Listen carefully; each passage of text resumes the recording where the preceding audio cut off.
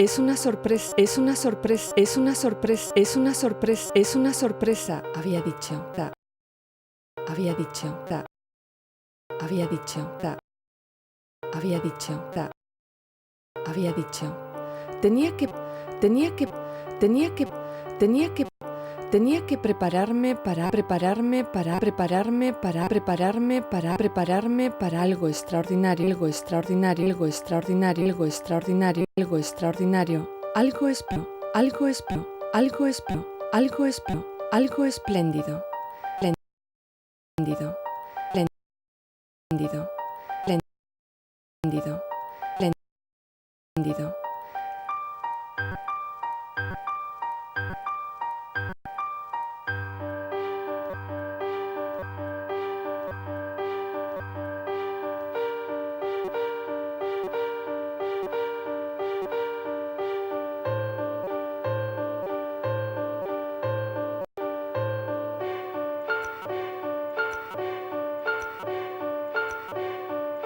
Realmente mi padre me había dado una sorpresa, me había dado una sorpresa, me había dado una sorpresa, me había dado una sorpresa, me había dado una sorpresa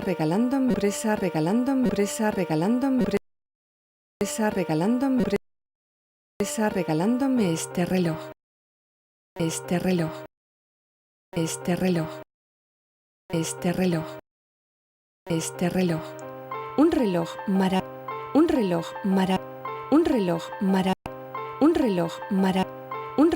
maravilloso, villoso, villoso, villoso, villoso.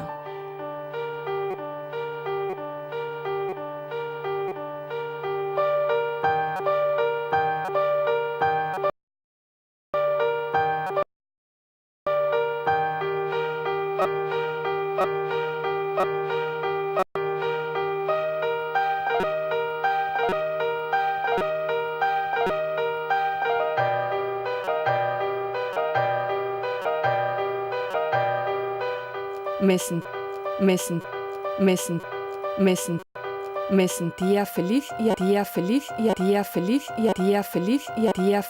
halagada. Pero mientras mi padre me ponía el reloj en la muñeca, sentía también algo diferente. Sentía también algo diferente. Sentía también algo diferente. Sentía también algo diferente. Sentía también algo diferente, una especie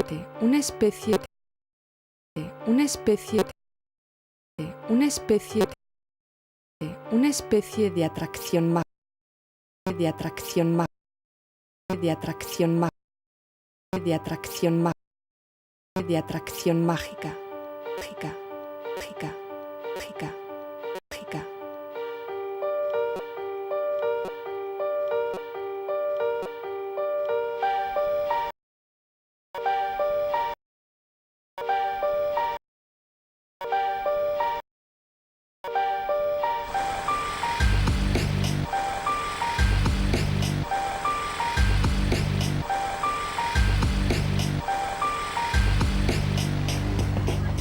Yo no creo en la magia, y como no me basta con experimentar sensaciones, sino que quiero saber, he seguido el consejo de mi padre y he viajado hasta Sajonia, la patria de mi reloj.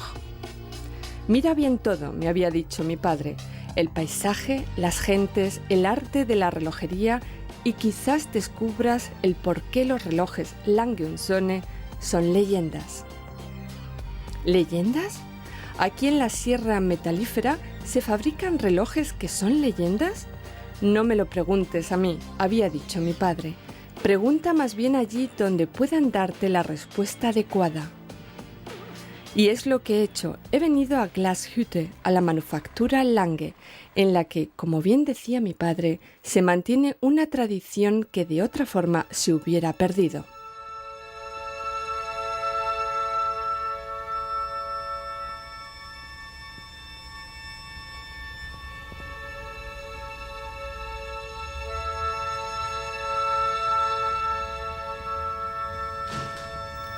Ferdinand Adolf Lange, me había dicho mi padre, fue un genio. También sus hijos y sus nietos fueron grandes relojeros de talento, y hasta es posible, si tienes suerte, que en la manufactura encuentres a su bisnieto, Walter Lange. He tenido suerte. He podido verle e incluso he tenido la ocasión de escucharle.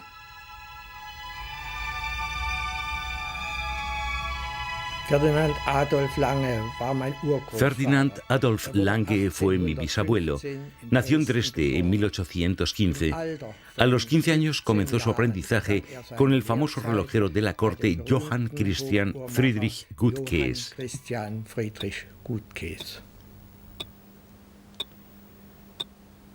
Incluso ahora, casi 200 años después, los relojes de Guttkäes están a la altura de la fama de su constructor y siguen marcando las horas con precisión. El que hoy podamos admirar estas obras en el Salón de Matemáticas y de Física de Zwinger, en Dresde, se lo debemos al príncipe elector de Sajonia, Federico Augusto II.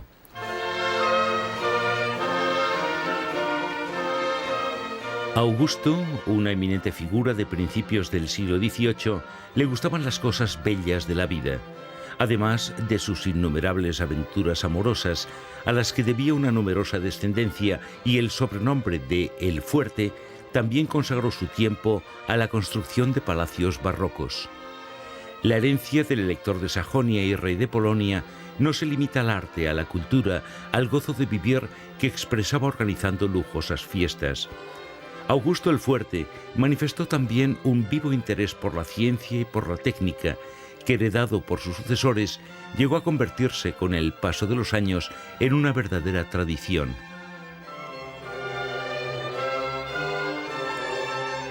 Los sucesores de Augusto, los regentes sajones de los siglos XVIII y XIX, tenían a su servicio relojeros de la corte que se ocupaban, por una parte, de la colección matemática y física, y por otra parte eran los responsables de dar la hora exacta a todo el reino. Johann Christian Friedrich Guttkäes fue el más genial de los que ocuparon este cargo. Junto con su mujer Fridericia, la hija de su predecesor, vivía en la torre del palacio, donde no se contentaba con mantener en marcha el mecanismo del reloj, restaurado entre tanto. En el año 1841, Guttkäes realizó un reloj sensacional, el primer reloj digital del mundo. Todavía hoy indica, a intervalos de 5 minutos, cuándo es la hora de la música clásica.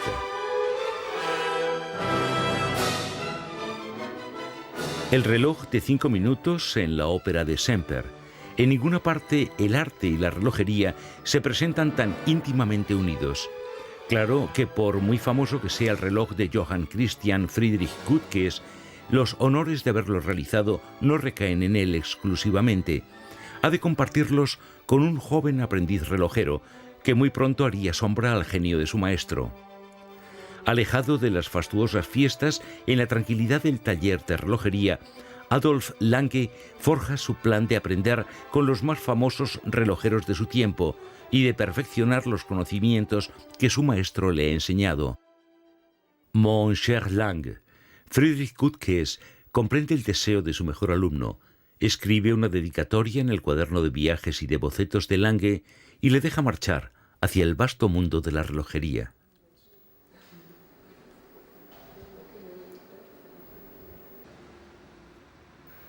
Mi padre ya había anunciado por teléfono mi llegada. Un amable relojero que ya esperaba mi visita se ocuparía de mí y me acompañaría por la manufactura, empezando por donde todo comienza, por el departamento de proyectos. A mi pregunta sobre lo que allí se hacía, se me respondió que era el lugar donde los sueños toman su primera forma. De hecho, los relojeros observaban sus complicados planos como si fueran pinturas, aunque yo no podía comprender lo que tenía que ver la geometría con los sueños. Mi maestro relojero me ha enseñado uno en detalle. Esto es geometría, me ha dicho. También es mecánica, pero sobre todo es una idea, un sueño que se ha hecho realidad.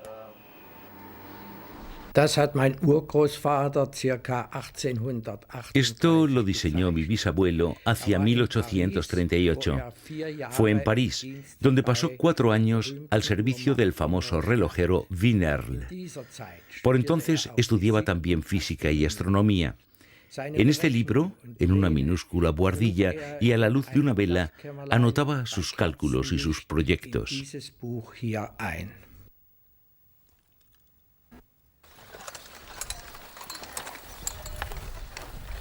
París, primavera 1843. El carruaje preparado esta mañana para el viaje semanal a Épernay espera a un viajero especial. Se trata de un joven alemán de poco más de 20 años. No tiene mucho dinero, pero como habla bien francés, ha convencido al cochero para que le lleve.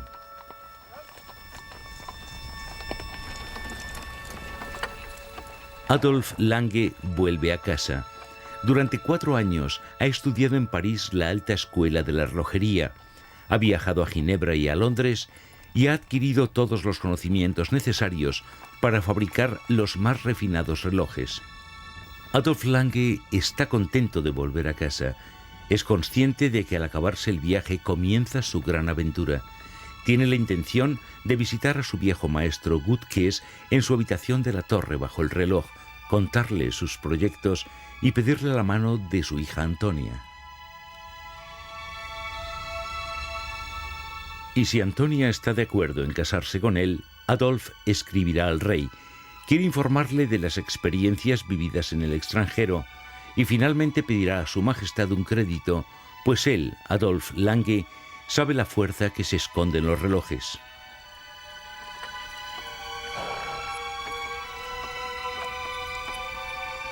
«1845. El crédito se le ha concedido, pero no es seguro que sea suficiente.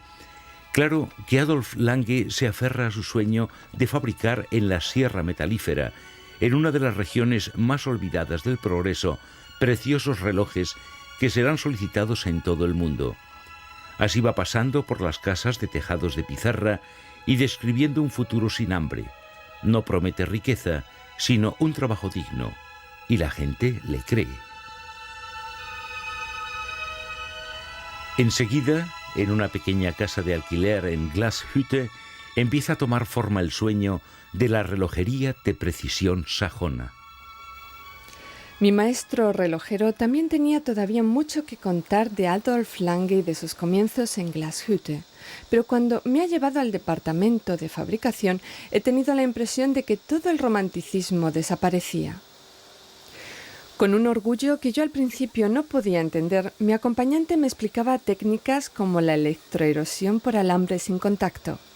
Con los ojos brillantes me mostraba algunas piezas de reloj cuya función me resultaba incomprensible, y con un gesto solemne me indicaba procedimientos de medida que yo no podía ni imaginar. Me sentía desconcertada al tener que reconocer que en lugar de relojes solo veía máquinas. Aquí, entre todos los aparatos que taladran, rectifican y fresan, es imposible que nadie sueñe, pensaba, pero parecía como si mi acompañante me adivinara el pensamiento. Para cada reloj, me explicaba, tienen que fabricarse más de 300 piezas, como por ejemplo esta platina. Son, por así decir, como las plataformas para todos los demás componentes. Las piezas más grandes en el interior de un mecanismo, pero aún así tienen que ser rectificadas con una total precisión que alcanza la milésima de milímetro. Y además, prosiguió, para cada mecanismo hay que tener en cuenta 10.000 medidas diferentes. Algunas se controlan pieza a pieza por medio de un procedimiento óptico, pero solo se seguirán trabajando las piezas que entran dentro de los márgenes de una estrechísima tolerancia. Luego, mi relojero dijo algo paradójico. No existe una máquina más precisa que este torno, pero la precisión que puede alcanzar depende solo de la mano del hombre. Las piezas fabricadas y trabajadas con las máquinas son solo la base de la relojería. Lo esencial es la pasión. Y eso no se puede esperar de una máquina, añadió mi relojero.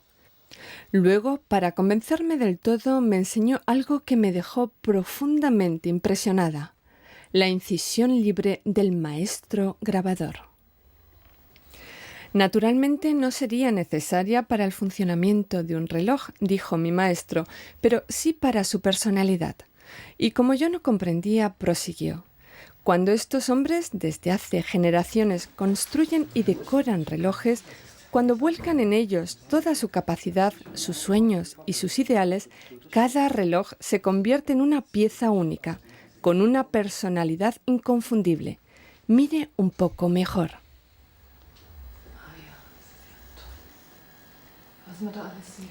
Miré y empecé a comprender. Aún así me quedaban miles de preguntas.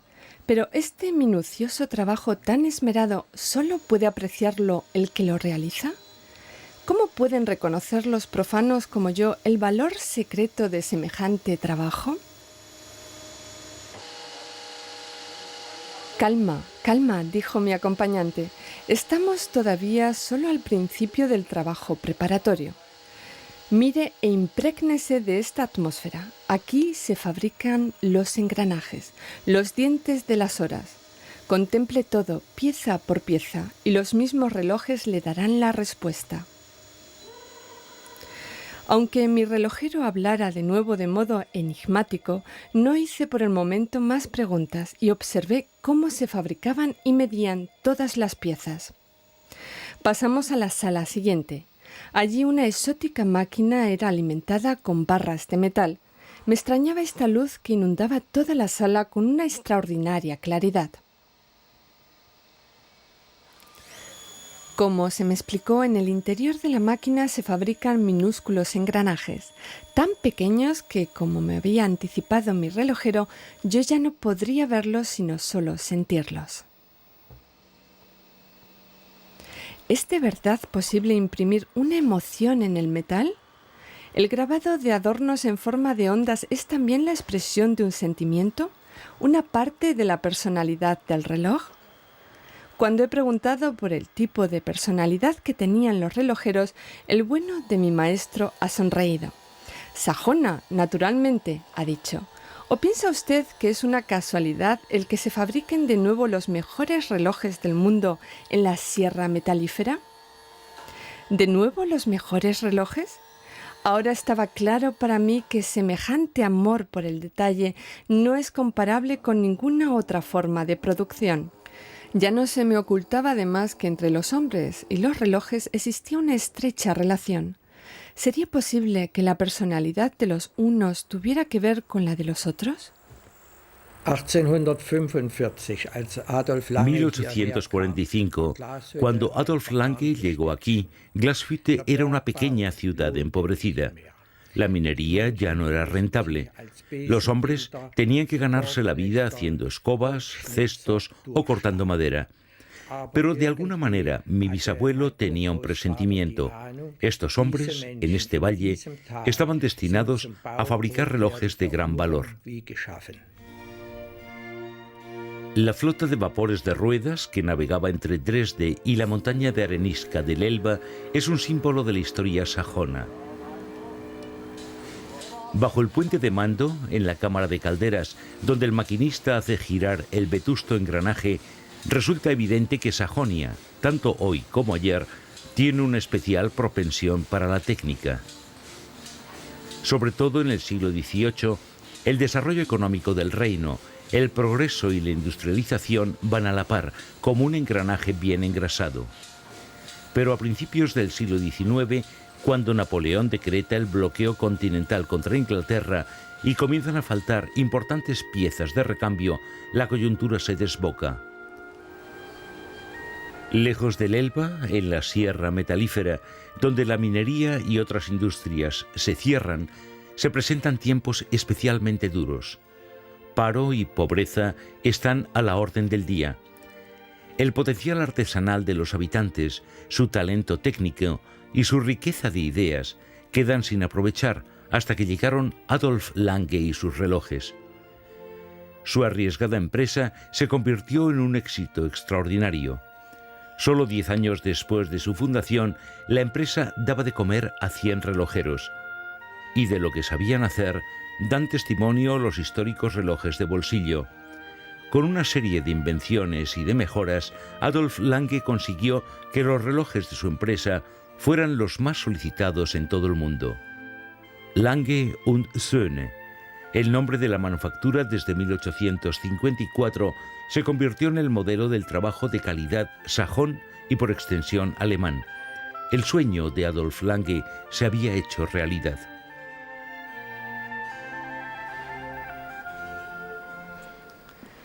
En el departamento de montaje al que me llevaron durante nuestra visita percibí una especie de concentración relajada, una solemnidad serena que mi guía comentaba en voz baja, pues aquí el tiempo se ha convertido de nuevo en pan, al igual que en la época de Adolf Lange. Me daba claramente cuenta de que los relojeros no están en nuestro mundo cuando fabrican relojes. Se sumergen en un microcosmo de otra realidad, donde todo es silencioso y sublime. ¿Estaba siendo testigo de un acto de creación que infundía un alma a los metales inanimados? ¿Estaba aquí el origen de esa magia en la que no quería creer? Cuando se alcanza tal cumbre de precisión artesanal, ¿la función mecánica puede elevarse a sensación? Como había dicho mi maestro relojero, los relojes son instrumentos de la sensibilidad porque nosotros no poseemos ningún órgano para la percepción del tiempo.